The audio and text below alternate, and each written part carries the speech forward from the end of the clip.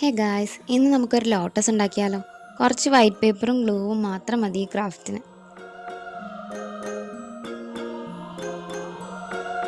ആദ്യം ഒരു A4 size paper എടുത്തിട്ട് നമുക്കിതുപോലെ ഇഷ്ടമുള്ള കളർ ചെയ്തെടുക്കാം.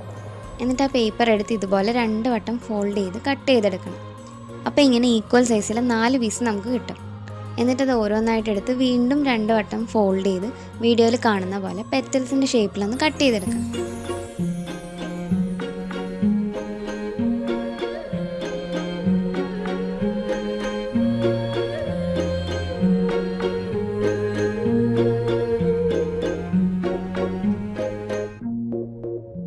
എന്നിട്ടൊരു റൗണ്ട് ഷേപ്പിലെ കപ്പോ ടിന്നോ മഗ്ഗോ അങ്ങനെ എന്തെങ്കിലും ഒരു സാധനം എടുക്കണം.